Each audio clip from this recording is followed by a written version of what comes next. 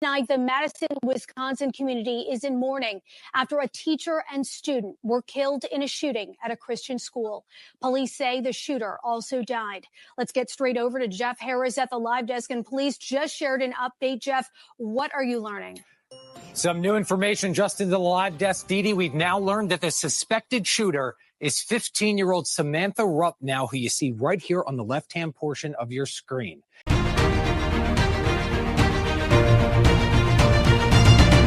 Welcome back, Warriors. It's me, Linda B. Thank you all so much for joining me here today.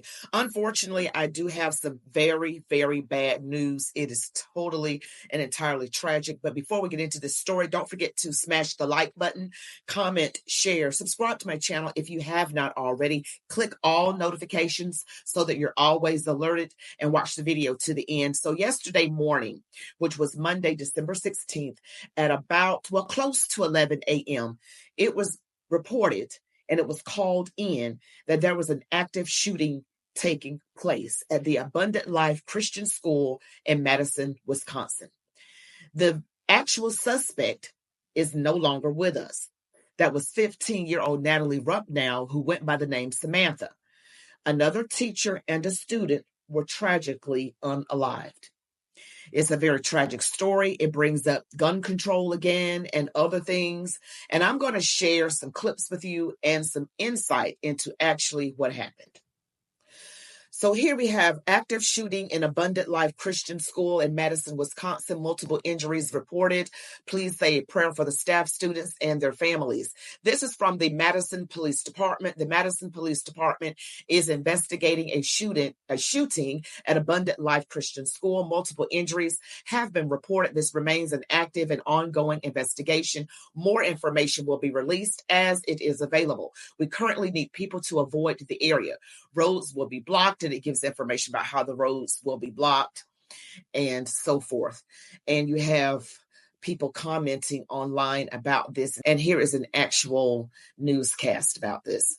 Evening, and thank you for joining us tonight. I'm Dee Dee Gatton, and tonight the Madison, Wisconsin community is in mourning after a teacher and student were killed in a shooting at a Christian school. Police say the shooter also died. Let's get straight over to Jeff Harris at the live desk, and police just shared an update. Jeff, what are you learning? Some new information just into the live desk, Dee Dee. We've now learned that the suspected shooter is 15-year-old Samantha Rupp, now who you see right here on the left-hand portion of your screen. A teacher and a student are now dead. 6 others were hurt. Police say she planned the attack in advance. Police are now combing through her family's home, already confirming they found a manifesto planning this crime. Police say a handgun was used in this shooting. A second-grade student was the first to call 911. Within minutes, police arrived and found the suspect dead with a self-inflicted gunshot wound. Now police are trying to trace that handgun. I was getting ready for lunch, so it was basically lunchtime. And then I just heard sobbing, and there was a teacher, and she was screaming like, my leg, help, help. Do you know that teacher well? Mm-hmm. What was it like to hear that? Were you scared? I was really scared, and I was really sad. Now, the school doesn't have metal detectors nor resource officers. School officials say they had trained earlier this year about what to do during an active shooter situation. As of right now, the identities of the victims have not yet been released. 6 others were injured, including 2 students who are still fighting for their lives tonight. A vigil is scheduled for tomorrow. How sad. And that little girl, an 8-year-old, had to hear about something like this. Now, this, according to what I saw, this school was like from pre-K all the way up to high school, 12th grade. This is a Christian school, Abundant Life Christian School in Madison, Wisconsin, and it was a Samantha Rupp now. I read that the name was Natalie Rupp now, and she went by Samantha.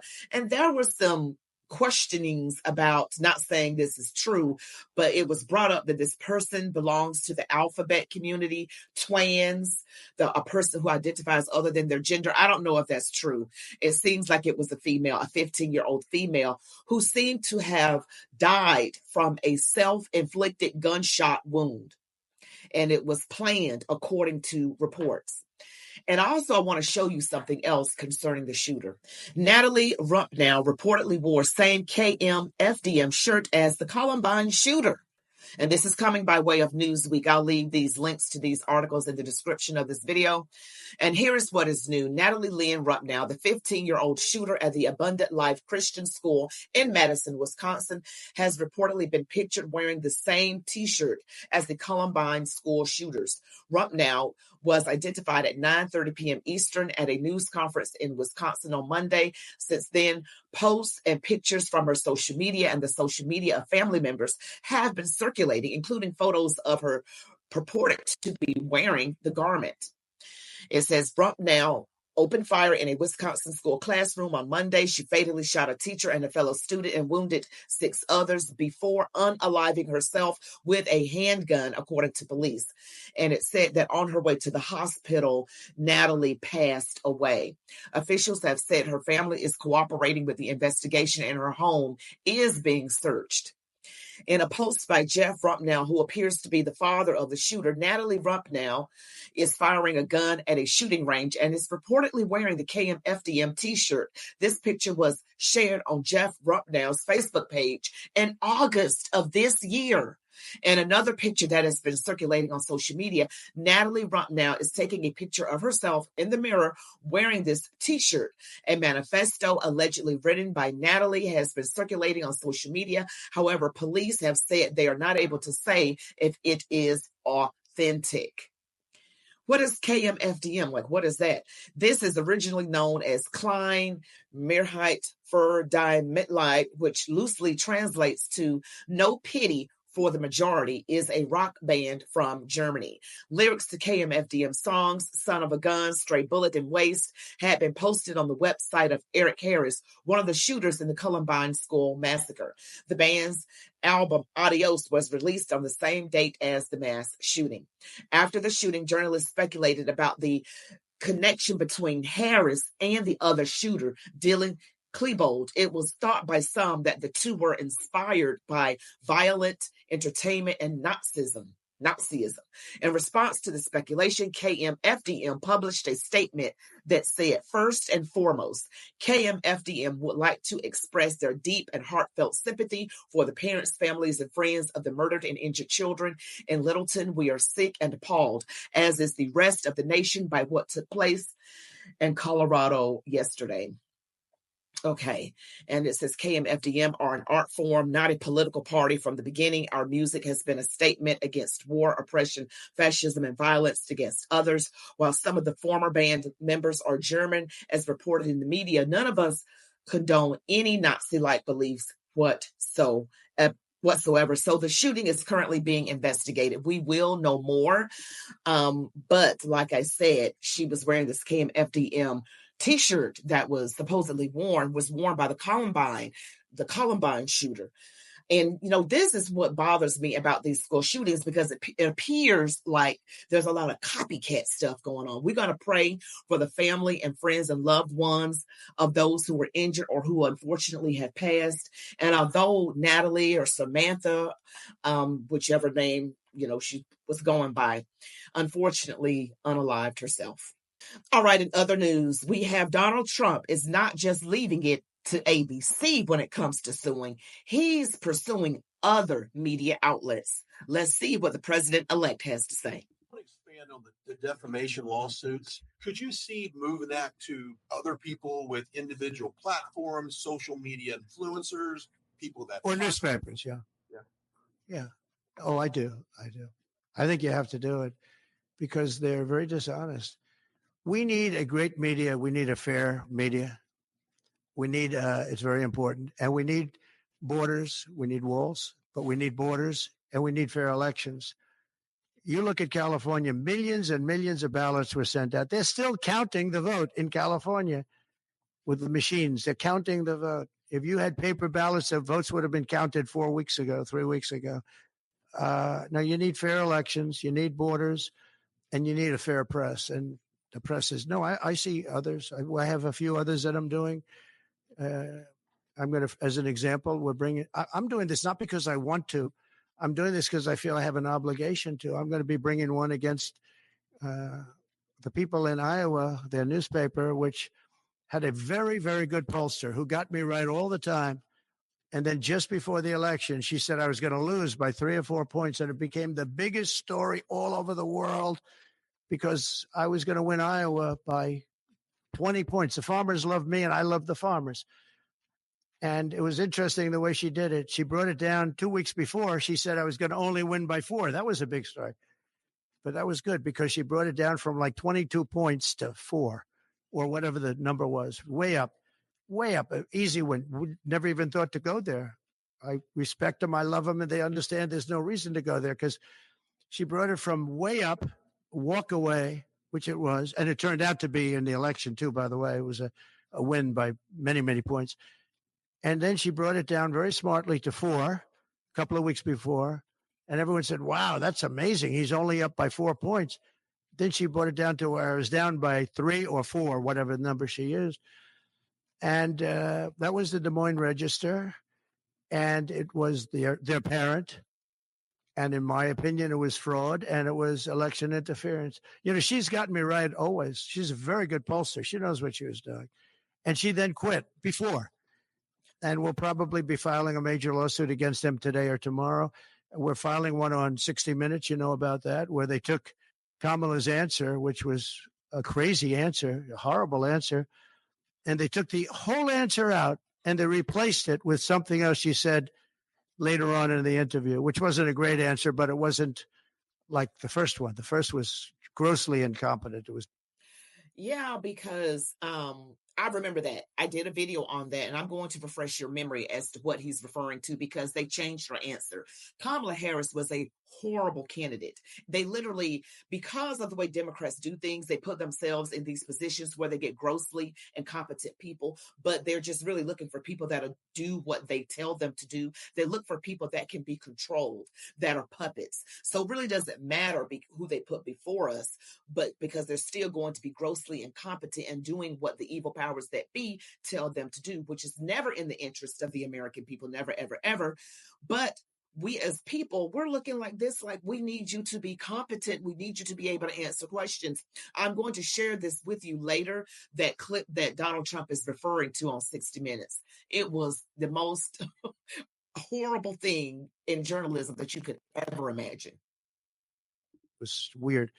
And that was fraud and election interference by their news magazine, a big part of CBS News. So as you know, we're involved in that one. We're involved in one which has been going on for a while and very successfully against Bob Woodward, where he didn't quote me properly from the tapes.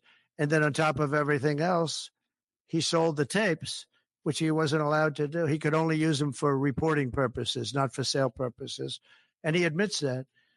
And I think we'll be successful on that one. And we have one very interestingly on Pulitzer, because reporters at the New York Times, Washington Post got Pulitzer Prizes for their wonderful, accurate, and highly professional reporting on the Russia hoax. Well, it turned out to be a hoax, and they were exactly wrong. People, like many people, John Solomon, Sean Hannity's not for Pulitzer, but Sean Hannity got it right. Many people got it right. Tucker got it right. Jesse got it right. Laura got it right. Janine got it right. A lot of people got it right. They didn't get anything. They gave it to reporters that got it absolutely wrong. And now everybody admits it was a hoax. And I want them to take back the Pulitzer Prizes and pay big damages. And I think we're doing very well on that one. They have no excuse for it. They gave a Pulitzer Prize to writers that got Russia wrong. And so I think we're doing well. And I feel I have to do this. I shouldn't really be the one to do it. It should have been Justice Department or somebody else, but I have to do it. It costs a lot of money to do it, but we have to straighten out the press. Our press is very corrupt. almost as corrupt as our elections. Whoa, what do you all think about that? Let me know in the comments section, because at the end of the day, media is very influential, whether good or bad.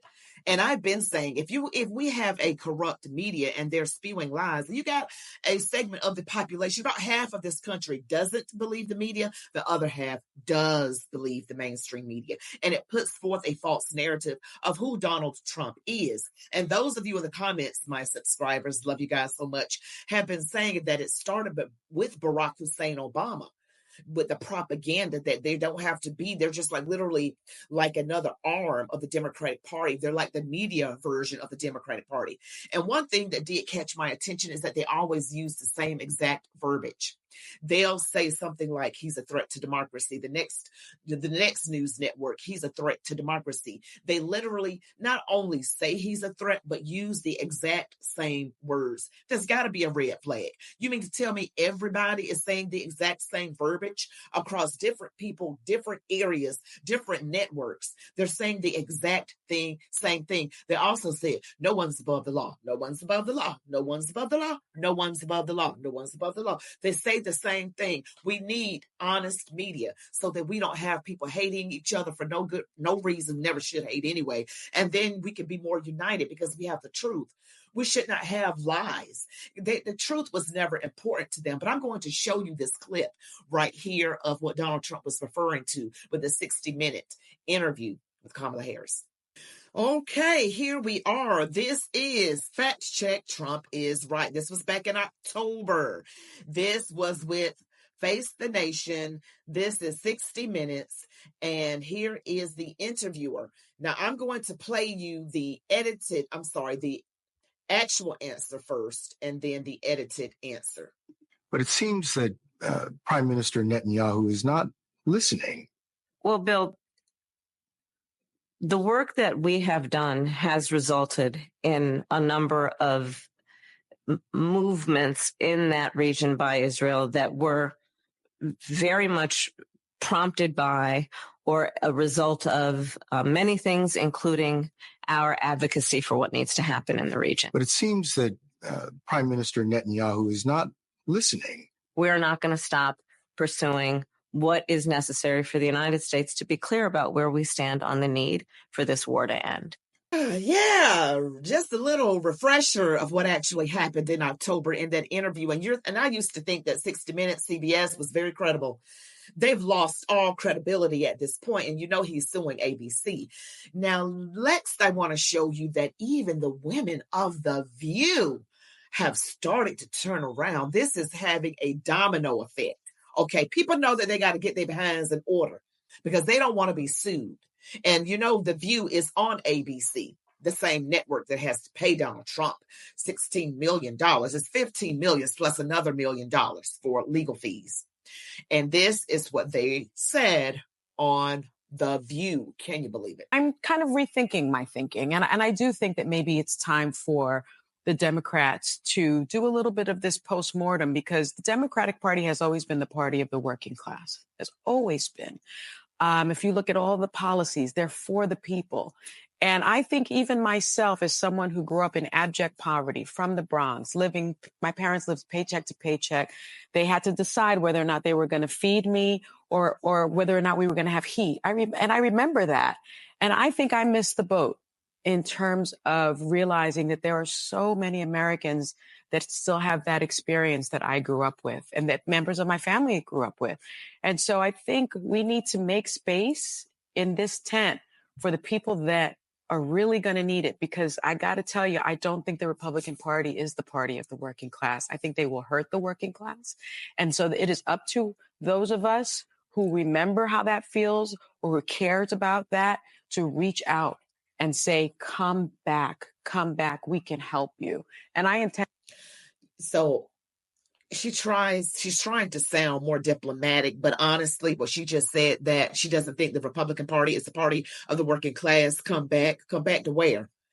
Elitism, not having your rights, people taking your place in line who are not even citizens of this country. What the heck is she talking about? But even in this clip, they do sound more diplomatic and just more tolerable, slightly more tolerable than what they normally sound like. Quotes, I forgot the exact quote, but he said something about how it's become the party of college professors and, like it's this removed group of highly educated. And I think the conversations around that, because the people on the other side were voting for Donald Trump, oftentimes those voters were kind of put in a bucket of not being smart and spoken down to. So I think it's a strange thing because I don't even fully identify what the Democratic Party is anymore. It's not recognizable to me. House hunting, apparently there's new tech startup platform that tells you the political affiliations of your potential new neighbors.